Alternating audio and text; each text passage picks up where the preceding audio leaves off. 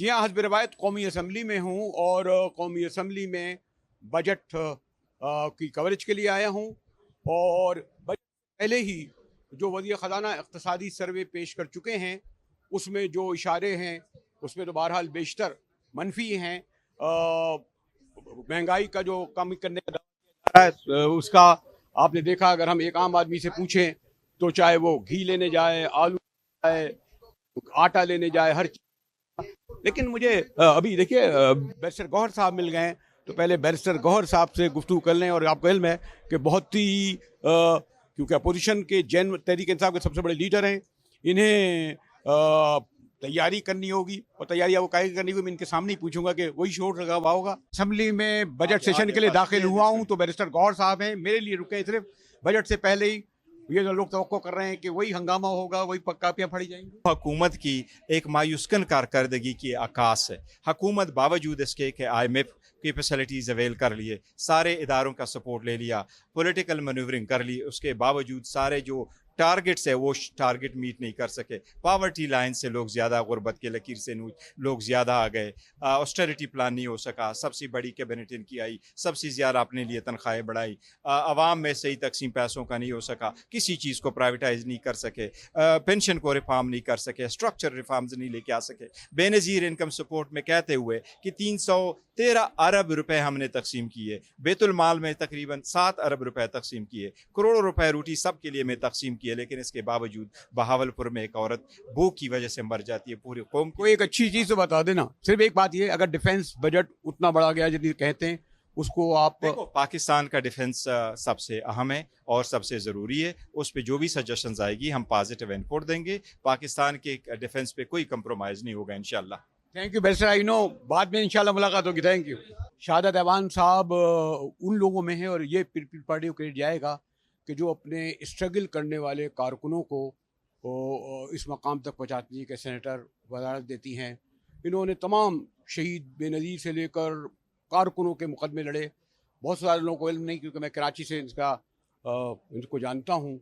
Struggle वाले लोग हैं, जैसे मैंने कहा, खुशी होती है जब मसूद हसन हो या शहादत ऐवान हो या हमारे वक़ार मेहंदी आ गए, तो ये बात कहना अच्छे हुए। लेकिन बहरहाल ये भी लगता है कि शहादत ऐवान साहब, बहुत सारे ऐसी, खासतौर पर कॉन्स्टिट्यूशन आपको अमेंडमेंट करनी पड़ी, बहुत सारी चीज़ों में जो कंप्रोमाइज़ करना पड़ा है, महंगाई। अब अगर सॉरी टू से, मेरी समझ में नहीं आता, वज़ारत ख़ज़ाना साहब कहते हैं कि तारीख़ की कमतर तरीन सतह पर महंगाई आ गई है। अगर मैं आपको गिनाना शुरू करूँ, गोश्त का, टमाटर, उसका, घी का, जी। असल में भाईजान बहुत शुक्रिया। बात यह है भाईजान कि आप ये समझते हैं कि जो आज तक ब्रीफिंग्स हुई हैं जितनी भी, और ये हर एक बंदा जानता है कि उसमें दो ही हम बातें करते हैं। पहली बात हम ये करते हैं कि हमारे जो वज़ीर ख़ज़ाना साहब हैं कि हमने IMF का प्रोग्राम ले लिया प्राइवेट, जो उसके अलावा जो हमारे अदारे हैं उनको हम प्राइवेटाइजेशन की तरफ लेके जा रहे हैं। लेकिन बात यह है कि कोई खुश आइन किस्म की बात हमें बजट में नज़र नहीं आती।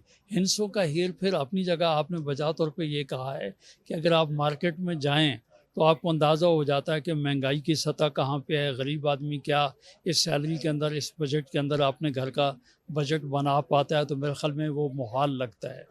आप यानी टैक्स किससे लेते हैं? आपको फ़ोन आए तो हम घबरा जाते हैं, यार FBR का फ़ोन आ गया। और इनकी कारकर्दगी, यानी 1 ट्रिलियन रुपीज़, 1 खरब रुपए का जो है टारगेट पूरे नहीं कर सके। किसको कोई जी। बिल्कुल, आप बजा तौर पे कह रहे हैं कि FBR वाले तो जो है वो कहते हैं जितनी हमने रिकवरी की है कस्टम की तरह जो है, हमें उसके ऊपर जो हमारी परसेंटेज फिक्स कर दें कि हम वो करें। तो ये बात आपका कहना बजा, लेकिन बात ये है, आपसे ज़्यादा एक्सपीरियंस आदमी कौन है। जब तक हम टैक्स का नेट नहीं बढ़ाएंगे, टैक्स पेयर की तादाद नहीं बढ़ाएंगे, जो टैक्स दे रहे हैं उन पर टैक्स नहीं घटाएंगे, जब तक ताजिर हजरात जो हैं उनको टैक्स नेट में हम नहीं लेकर आएंगे, तो मेरे ख्याल में उस वक्त तक महंगाई कब नहीं होगी। गरीब अच्छा, आदमी अब शहर साहब ज़रा सा वो है कि ताजिर 2 से स्कीम बनाई, तो उसमें आपने 50 अरब का टारगेट था, पूरा नहीं किया, और आपने तनख्वाहदार लोगों से 500 अरब रुपए खींच लिए। फिर आपका जो एग्रीकल्चर 28% है आपका, आपने कहा 200 अरब रुपए लेंगे, 2 अरब रुपए लिए आपने फ्यूडल से सिर्फ। देखें, आपका कहना बजा है। जहाँ तक आप एग्रीकल्चर की बात कर रहे हैं तो मेरे ख्याल में एग्रीकल्चर जो है इनडायरेक्टली वो टैक्स दे रहे हैं, खादों के ऊपर वो टैक्स दे रहे हैं, बीज पे टैक्स दे रहे हैं, फ्यूल अगर कहीं पे उन्होंने ट्यूबवेल पे लगाए हुए हैं तो उस पर वो टैक्स दे रहे हैं। और उसके बाद आप देखें कि उनको मिल क्या रहा, आप गंदम की पोजीशन देख लें कि ताजरों के घरों पे जो है वो तो उनको तो 2000 बोरी के ऊपर जो उल्टा के लॉस हो रहा है। तो मैं कहता हूँ ज़रूरी मुल्क था, ज़राअत को तो हमने तबाह कर दिया, हमने कोई उनकी रिसर्च के लिए कोई यूनिवर्सिटी नहीं बनाई, उनके लिए कोई नए बीज हमने नहीं बनाया। तो ओवरऑल मैं कहता हूँ कि हिंसों का हेर फेर आपने बिल्कुल बजा तौर पे कहा है, वो अपनी जगह है, लेकिन कोई हौसला अफजा किस्म की बात जो है सामने नहीं है। अब जो बजट आ रहा है कोई अच्छी की उम्मीद बिल्कुल आखिरी, और सेंटर साहब वो कहेंगे लीजिए आप कभी तो हमें ज़रा सुकून से हुकूमती में रहने दीजिए, आप सब सवाल वो चाहते हैं हमारे जवाब, लेकिन जो हैं हम तो अवाम में से हैं। पाकिस्तान पीपल पार्टी ने हमेशा अवाम की बात की है। लास्ट टाइम आपको याद होगा जब बजट हो रहा था तो मेरे चेयरमैन जो हैं बिलावल भुट्टो जरदारी साहब इस बात के ऊपर खड़े हो गए कि आप मुलाजमीन तबका एटलीस्ट उसकी 35% सैलरी बढ़ाएं। उन्होंने कहा कि जितनी अफरात ज़ारा है वही रकम अगर आपने सामने रख दी, उतना बढ़ा दिया तो आपने कुछ ना बढ़ाया।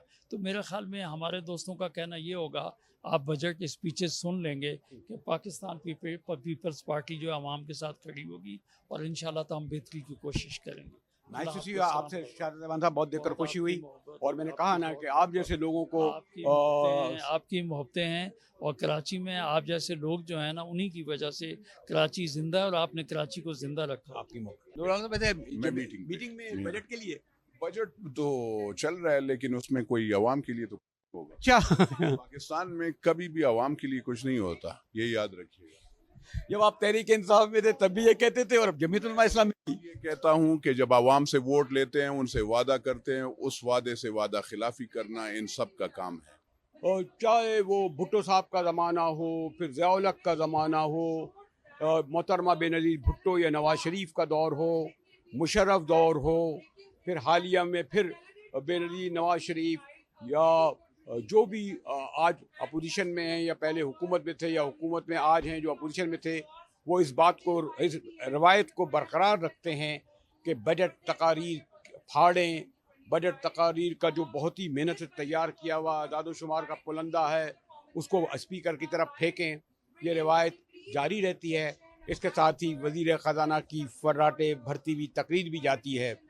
बेनज़ीर साहिबा का एक नारा गो बाबा गो भी बड़ी उसने शोहरत पाई थी एक ज़माने में, जो ग़ुलाम इसाक़ खान ने किया था।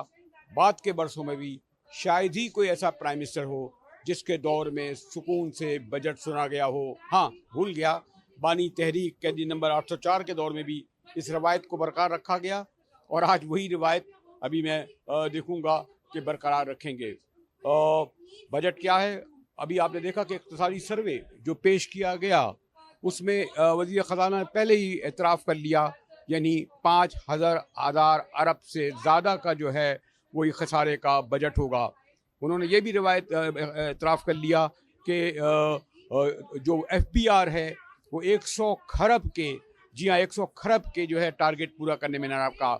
उन्होंने ये भी कहा कि ज़राअत जो हमारे यहाँ रीढ़ की हड्डी ऐसे रखती है मईशत में, उसमें रिकॉर्ड 30% जो है कपास में कमी आएगी, और एक्सपोर्ट इंपोर्ट का फ़र्क भी वही है। हाँ, फॉरेन रेमिटेंस ज़रूर आए हैं। शरह नमू जो बहुत दावा करते थे 3 वो भी 3.2 की जगह 1.2 है।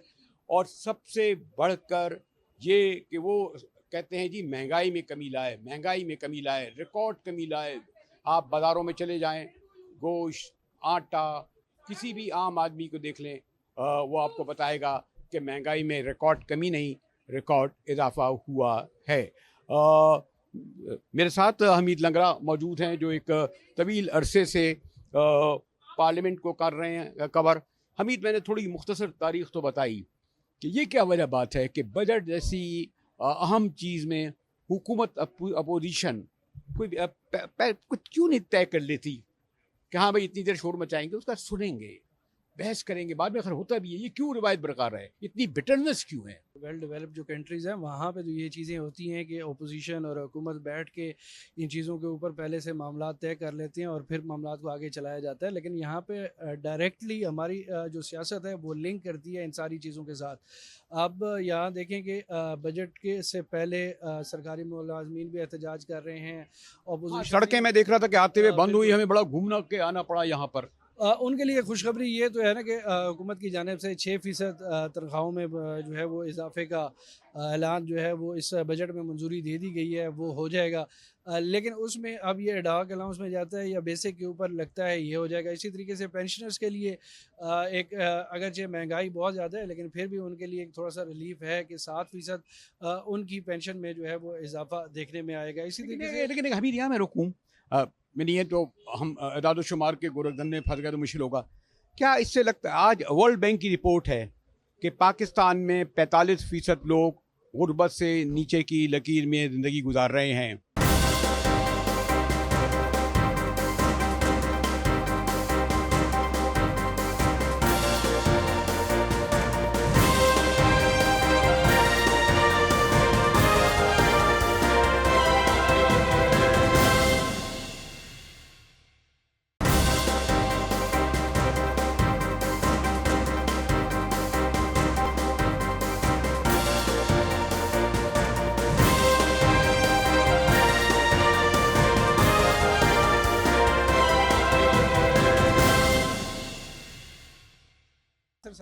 हज़रत अल्लामा नासिर साहब आ रहे हैं, मैं सलाम तो इनसे कर ही लूँ। हक ने जीतना होता है और बातिल ने हारना होता है। जीत हमेशा सच की होती है और झूठ नाम ही हार का है। लिहाजा हाँ, आप देखिए 2 + 2 4 सच है और 2 + 2 3 झूठ है। कभी 2 + 2 3 2 + 2 4 से नहीं जीत सकता। अलबत्ता लोगों का इम्तिहान होता है, जो अहले हक होते हैं, अहले बातिल होते हैं। अहले हक को चाहिए वेल ऑर्गेनाइज्ड हो, वेल प्लान्ड हो, मुनज़्ज़म हो और उनके अंदर डिसिप्लिन हो और सच के साथ खड़े हों और सच का बोलबाला हो। मुमकिन है कि जो सच के साथ चलने वाले हैं वो झूठ वालों से हार जाएं। मुमकिन है कब? जब झूठ वाले मुनज़्ज़म हों, वेल ऑर्गेनाइज्ड हों, वेल प्लान्ड हों और जो सच वाले हैं वो मुंतशिर हों। अच्छा, आपने वैसे, मैं भी बहुत अरसे से देख रहा हूँ, कभी पूरा हिम्मत हुई कि इतनी मोटी किताब पढ़ी जाए बजट की? देखें, ये मेरे ख्याल में जो पास करते हैं ना वो भी नहीं पढ़ते। बनाने मेरा तजुर्बा है, छोटे छोटे बिल जो होते हैं ना वो भी नहीं पढ़ते ये लोग। वज़ारत ख़जाना के बाबू पुरानी कॉपियाँ निकालते हैं, एदाद-ओ-शुमार डालते हैं और ये पता नहीं, बाज़ औक़ात मैंने सुना है, ये जो बोर्ड होते हैं ना इम्तिहानी, मैट्रिक के, इंटरमीडिएट के, बाज़ औक़ात ये पुराने पर्चे देते हैं और उन पर वही तारीख लिखी होती है। लिहाजा ये बंदे क्या करते हैं, वही किताबों में जो लिखा उस पर कौन अमल करता है?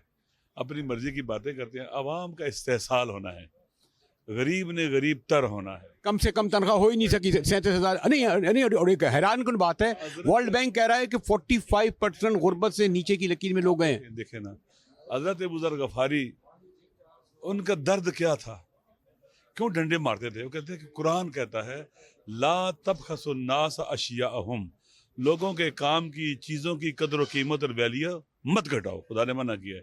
आप एक मजदूर की क्या दिहाड़ी रखते हैं? एक इंसान की। एक इंसान से ज़्यादा कीमती यहाँ मशीन है। मशीन 1 घंटा काम करेगी ज़्यादा पैसे के, इंसान काम करेगा कम पैसे। इंसान की जो करामत है अल्लाह ने दी और इज़्ज़त नफ्स के ख़िलाफ़ हम उसकी दिहाड़ी रखते हैं, तनख्वाह रखते हैं। ये तौहीन है इंसान की। ये उसकी जो मेहनत है, जो उसका काम है, उसकी कीमत घटाना है। अभी किसानों को देखें, उन्होंने गंदम उगाई, आपने उनकी गंदम की कीमत घटा दी। 30% कपास में जो है जुल्म किया आपने। ये उन्होंने काम किया है, मेहनत की है, एक उनकी प्रोडक्शन आई है। और आपको पता है कि फूड सिक्योरिटी के हवाले से भी गंदम और चावल ये चीज़ें बहुत आम हैं। एक मुल्क की फूड सिक्योरिटी उसके अमन अमान और उसकी नेशनल सिक्योरिटी से तल्लुक़ रखता है। तो यहाँ हर चीज़ तबाही की तरफ जा रही है। ये बजट भी मजीद महंगाई लेके आएगा, मजीद गुर्बत लेके आएगा, मजीद महरूमियाँ लेके आएगा और लोगों का अपने सिस्टम पे जो ट्रस्ट है मजीद कम होगा। हाँ, हमारी कोशिश तो ये होती है कि हम अपोजिशन के साथ साथ हुकूमती मौक़िफ़ भी लें, लेकिन मुझे हमीद लग रहा है जो कवर कर रहे हैं वो बता रहे हैं कि बेशतर लोगों ने अब रास्ता वो पिछला इख्तियार कर लिया है। अभी एक तेज़ी से दौड़ते हुए ख्वाजा आसिफ साहब तो निकल गए, लेकिन नहीं आते तो फिर ये परसेप्शन आता है कि जब मैं यहाँ खड़ा हूँ शायद अपोजिशन को लोगों को से गुफ्तगू कर रहा हूँ, लेकिन ऐसा नहीं होता। हमीद लग रहा साहब, आपने राजा साहब से बात हुई, फिर हमीद लग रहा बैरिस्टर गौहर आ गए और आप ये देखे बड़े वो इजलास में तेज़ी से जा रहे थे, लेकिन बहरहाल मेरे लिए उन्होंने रुके। ये क्या वजह है कि हम जब यहाँ खड़े होते हैं, 2 घंटे से मैं खड़ा हूँ, पहले हमने देखा था कि हर रुकन असम्बली ये इसी रास्ते से आता था, अब क्या है? वक्त के साथ साथ चीज़ें बदल जाती हैं, लोग अपने एक दूसरे को फैसिलिटेट करते हैं और उसी वजह से बहुत सारे अरकान पार्लियामेंट, ख़ासकर वो अरकान जिनके ऊपर हुकूमती ज़िम्मेदारी हैं, वो ये प्रेफर करते हैं इन दिनों में कि सहाफ़ियों को अवॉइड किया जाए या उनसे बातचीत जो है वो कम से कम हो। वो ये नहीं समझते कि गैर ज़रूरी तौर पर इनके साथ कोई ना कोई ऐसे मामलात हो जाते हैं या कोई ऐसी चीज़ बयान कर देते हैं जो बाद में हुकूमती नुक्ता नज़र के ख़िलाफ़ होती है, तो वो दूसरी तरफ से उनकी अंदर वाली साइड से वो जाते हैं। लेकिन यही लोग जब अपोजिशन में होते हैं तो अपोजिशन में होते हैं जब ये लोग, तो उस वक्त तो खूब इधर ही से आते हैं, उस वक्त ज़रूरत होती है। उस वक्त ज़रूरत होती है कि आपने अपना बयानिया जो है ना वो पहुंचाना है। बहुत सारे MNAs जो हुकूमती अरकान हैं वो भी यहाँ से गुजर के जाते हैं, वज़रा यहाँ से जाते हैं, लेकिन नून लीग का ये हमेशा से रहा है कि उनके अरकान जो हैं वो थोड़ा सा वक्त के हिसाब से अपनी चीज़ें बदलते हैं और वो मामला जो है वो दूसरी तरफ को इस्तेमाल करते हैं। कबूल साहब हमारे कराची के क्या किया शेर बोले। और कभी एक बार खुश रहते हैं, पार्टी में अंदर हो, पार्टी से बाहर हो, पार्टी के एताद में हो, पार्टी के ओहदेदार हो, MNA हो, लेकिन में फ़र्क मैंने नहीं देखा सेनेटर में, ये रवायत बरकरार रखते हैं। सर बहुत मेहरबानी है, आप बहुत पुराने साथी हैं हमारे। जब बुरा वक्त था मेरा उस वक्त भी आपने बड़ा सपोर्ट किया। जब दुनिया ने हमें छोड़ दिया, जब दुनिया ने हमें बुला दिया, जब अपनों ने हमें बुला दिया, तो आप लोग ने सहारा दिया, आप जैसे दोस्तों ने सहारा दिया। आज मैं दोबारा कौमी असम्बली में हूँ, दोबारा कौमी असम्बली का रुकन हूँ।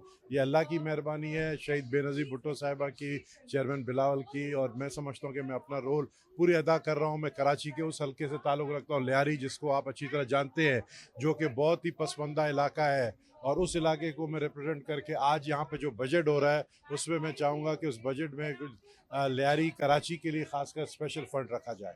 तवील अरसे तक पार्टी से वाबस्तगी, कभी कमिटमेंट रहा? हाँ जी, साबित कदमी से रहना चाहिए। ये तो उतार चढ़ाव आते हैं, लेकिन जो अपनी कमिटमेंट लीडरशिप के साथ है वो रहती है। मैं अपनी ज़ाती सीट के लिए नहीं इलेक्शन लड़ती हूँ ना मेरा। जी जी जी। तो ये रवायती बजट होगा जैसे होता है, और अपोजिशन सुनती क्यों नहीं है? अब आप लोग भी ये करते थे ना, जब इसहाक खान पेश करता था तो आप भी नारे लगाते थे, गो बाबा गो के। नहीं, देखिए, पाकिस्तान पीपल्स पार्टी ने हमेशा आप जो हमारा 5 साल दौर था उसमें देखिए कि 50% तक तनख्वाहें बढ़ाई, और हम लोगों ने कोशिश की, बावजूद इसके कि 2-3 डिज़ास्टर जो थे वो उस वक्त हमारी गवर्नमेंट के दौरान आए थे, जो कि सैलाब था। पाकिस्तान की हिस्ट्री में वैसा नहीं आया था। मैं जब भी यहाँ आता हूँ तो इनसे बगैर जमीयत उलमा इस्लाम की, हमारे खुद मोहतरम हैं, उनकी वाइफ ही नहीं है बल्कि एक अपनी हैसियत में भी, तो बजट से कोई उम्मीद ख़ास तौर पे ख़वातीन के हवाले से? जी, अभी तक तो कोई ऐसी ख़ास बात सामने नहीं आ रही, और चूँकि मैं ख़ुद मेंबर भी हूँ जेंडर मेन स्ट्रीमिंग कमेटी की, और हमने इस बजट से पहले इसी हवाले से कुछ मीटिंग्स भी बुलाई थी मुख्तलिफ़ डिपार्टमेंट की, कि वो जो बजट के हवाले से जो इश्यूज़ हैं उसको हम उजागर कर सकें। लेकिन अभी तक जो ऊपर से हमें जितना पता चल रहा है, या पिछले साल का जो सर्वे इक़्तिसादी था, या अभी जो, उसमें बाकायदा प्रॉपर कोई ऐसी चीज़ नहीं हाईलाइट हुई। अब आज देखते हैं कि हुकूमत इक़्तिसादी सर्वे में तो उन्होंने एक्सेप्ट करा कि रिकॉर्ड 30% गंदम कम हुई। उन्होंने GDP के बारे में एक्सेप्ट किया कि हमसे नहीं पूरा हो सका। उन्होंने बेशतर बातें तो मानी है कि हम बहुत सारे टारगेट पूरे नहीं कर सके, मसलन जो FBR 1 खरब पूरा नहीं कर सका। उससे लगता है कि इन्होंने बजट में क्या किया। बिल्कुल, ये बात बिल्कुल वाज़ेह है। बल्कि आज की अगर आप देखिए मीडिया की रिपोर्ट जो है, प्रिंट मीडिया की, कि वर्ल्ड बैंक का सर्वे जो है उसमें कहा गया है कि पाकिस्तान जो है 44.62% बिलो द पॉवर्टी लाइन उसकी पॉपुलेशन। यानी वो लोग जो इनकी तनख्वाह गालिबन $1 से कम होगी, वही कहता है। हाँ, एग्जैक्टली वही है। लेकिन उस रेशो के मुताबिक जब आप देखें तो यहाँ पे बहुत ही कम है। तो मतलब ये कि आपका 50% पाकिस्तान की आबादी जो है वो बिलो द पॉवर्टी लाइन जा रही है। अब मिडिल क्लास जो है वो बिल्कुल ख़त्म होने को जा रही है। अगर आप देखा जाए तो there is a lot of difference between the have and have not, और ये बढ़ता जा रहा है। तो इस चीज़ को ज़रूर देखना चाहिए। हमारे कुछ ऐसे इश्यूज़ हैं कि जिससे हम कहते हैं ना कि एक आम आदमी, नहीं, सब आवाम जो है सबको फ़ायदा देना चाहिए। लेकिन अगर देखा जाए तो वो सुपर टैक्स लगा रहे हैं, जो टैक्स नेट में ऑलरेडी उन पर टैक्सेशन ज़्यादा हो रही है। तो फिर ईच एंड एवरीथिंग जो भी आवाम जो भी चीज़ लेती है उस पर डबल ट्रिपल टैक्स है। एनर्जी के आप देखें उसमें मल्टीपल टैक्सेस हैं। तो फिर रिलीफ मिलना जो है वो मुझे नहीं लग रहा कि कोई ख़ास रिलीफ आए। मामले जमात उलमा इस्लाम से ताल्लुक़ है और माशाल्लाह मैं देखता हूँ और भी नाराज़ ना हो दीगर ख़वातीन, लेकिन आपने सुना कि अपना मौक़िफ़ भरपूर अंदाज में रखती हैं। शुक्रिया हमेशा। मैं तो बस सलाम अर्ज़ करूँगा कि एक रिवायत हो गया है कि हमारे इरफान सिद्दीकी साहब क्योंकि कलम नवीसी के रास्ते, लेकिन मैं भी अब धूप में ज़्यादा नहीं खड़ा हो सकता, इनको भी नहीं खड़ा करना चाहता।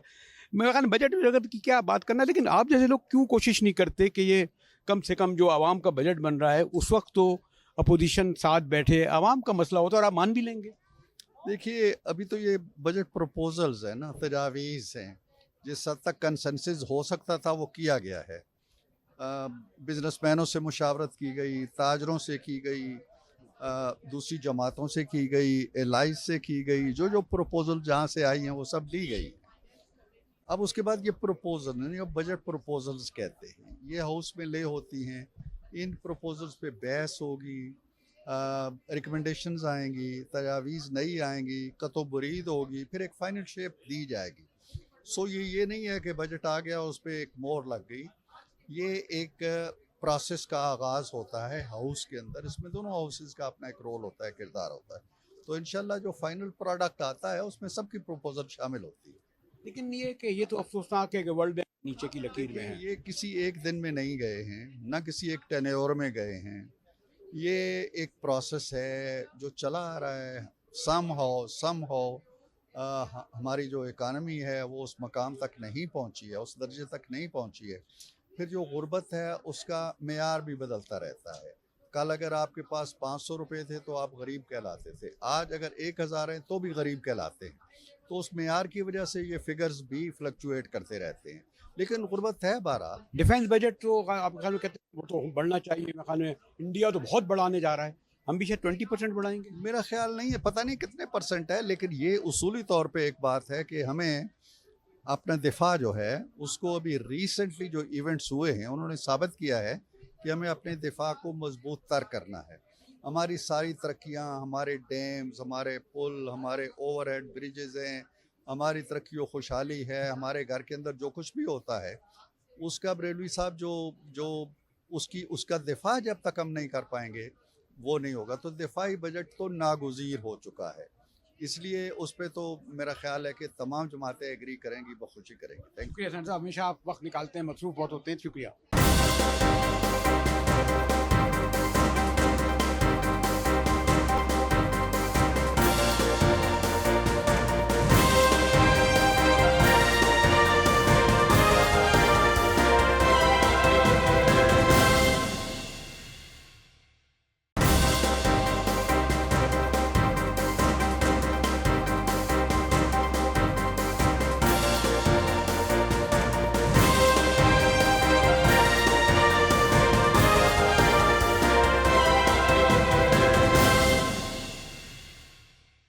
बजट की वजह पढ़ती उड़ते हैं लोग। मैं तो देखिए असल में थोड़ा सा इसकी अंडरस्टैंडिंग जो है ना माशियात की वो थोड़ी मुश्किल होती है, मगर ये हम सबकी जो ज़िंदगियाँ हैं उस पर डायरेक्ट इफ़ेक्ट करता है।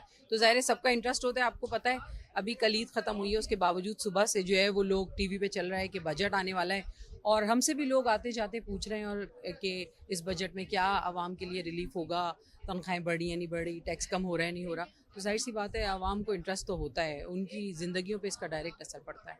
और एक ज़माने में तमीना दौलताना मुशर्रफ दौर में जिस तरह लड़ी हैं, और हाँ ये भी बता दूँ मैं आपकी तमाम सुनता था वैसे उस ज़माने में, आज़ादी थी ये मान लें, यानी अब टीवी पर उस वक्त तक जी लड़ाई हमारी टीवी तक होती थी। अभी मैं सोच रही थी कई लोग हमारे आगे होते थे, कई लोग हमारे पीछे होते थे, हम पता नहीं चलता। वक्त हर किस्म का देखा है, वक्त देखा है और देखते रहेंगे, मगर पाकिस्तान जिंदा रहे। पाकिस्तान तो पहले लड़ने वाले थे आज पीछे चले गए नून लीग में हैं, आज दूध पीते मजनू ज़्यादा आ गए। ये तो होता है, ये आपको हमेशा देखकर खुशी होती है और वो दौर याद आता है कि किस तरह आप गरजती चमकती थी, और माशाल्लाह अभी भी ये अच्छी बात है कि नून लीग ने, लेकिन एक अच्छी बात ये है कि आपको नुमाइंदगी दी इन्होंने। जी बिल्कुल, आपको क्रेडिट जाएगा। मियां साहब के साथ रही हूँ और रहूंगी। एक ज़ाती नियादमंदी है, MNA नहीं थे तब भी। और सबसे बढ़कर ये कि ये जो कॉलम लिखते हैं, आप यकीन करें मैं तो तालिब इल्म हूँ, बजट के हवाले से इतने एक्यूरेट देते हैं, ये ख्याल नहीं रखते कि ये हुकूमती इत्तेहाद का हिस्सा हैं। ऐसा ही है ना? बिल्कुल सही मुजाहिद भाई। ये क्या वजह है कि हर बार बड़े बड़े टारगेट रखते क्यों हैं जब आपसे पूरे नहीं होते? मसलन आप रख देते हैं, आप मुझे टैक्स हम इतना वसूल करेंगे, एक खरा कम हो गया, GDP इतना रखा जाएगा, हम पूरा नहीं कर पाते। IMF के साथ इन्होंने टैक्स अदाए बहुत ऊंचे रखे थे। 40% ग्रोथ, 40% इकोनॉमी ग्रो कर रही है आपकी 2.5%, 3%, और टैक्स रेवेन्यू अब 40% है, वो नहीं हो सकता था। वही हुआ, 850 रुपये कम कलेक्शन हुआ, जिसकी वजह से रिवाइज टारगेट करना पड़ा। तो इन्हें रियलिस्टिक टारगेट देने चाहिए और वही टारगेट अचीवेबल होते हैं, ताकि वो रिवाइज टारगेट नहीं कर सके। नहीं तो फिर मिनी बजट लाना पड़ता है, छोटा बजट जिसमें नए टैक्सेस लगा के शॉर्टफॉल को पूरा किया जाता है। लेकिन एक ये है कि हुकूमती खराजात मतलब जो जिसकी ड्यूटी है FBR की क्यों नहीं करा उन्होंने? मैंने सुना था कि पिछली बार स्टेट बैंक ने बहुत पैसे दिए कि जमा करो, तो इन्होंने अच्छा टारगेट दिया था। नहीं, देखिए पिछले बार सुपर टैक्स लगा था और वो FBR की तरफ से था, फिर उसमें लोगों को एतराज़ किया गया कि ये बहुत ज़्यादा है, ये प्रॉफिट के ऊपर था एक सर्टेन लिमिट के ऊपर। तो इस बार उसको कम करने की भी बात हो रही है और गवर्नमेंट मुलाजमीन की तनख्वाहों में और पेंशन में इंशाल्लाह इजाफा होगा। और तनख्वाहदार तबके पे पिछले साल बहुत ज़्यादा 500 अरब रुपए लिए आपने, ताजिर दोस्तों से तो आपसे 50 अरब रुपए नहीं लिए। हमने उस पर जोर दिया है, वो बहुत ज़्यादा है, उसको कम किया जाए। नफीसा शाह से बहुत दिनों बाद मुलाकात हो रही है। जी कैसी है? जी ठीक ठाक, आप कैसे हैं? आपके साथ भी बहुत दिन के बाद मुलाकात हो रही है। नफीसा शाह नाजिम होती थी जो हम आपके पास गए थे, फिर MNA हुई, मुलाकात हुई, पुराने हम सब लोग। जी जी बिल्कुल, बहुत पुराने। तो बजट में क्या गुफ्तगू की जाए, बाकी हालात कैसे चल रहे हैं? देखिए, बजट अनफॉर्चुनेटली गुज़िश्ता सालों से, जब से हम इस लेटेस्ट IMF प्रोग्राम में हैं, तो यही है कि IMF के कुछ बेंचमार्क्स हैं, तो पूरी की पूरी फाइनेंस मिनिस्ट्री हो, वज़ीर हो, उनके स्टेट मिनिस्टर हो, सरकारी मुलाजिम जो ये Q ब्लॉक में बैठते हैं वो हो, इनका सारा फोकस ये है कि IMF में जो हमने बेंचमार्क्स तय किए हैं वो खाने कैसे पुर करने हैं।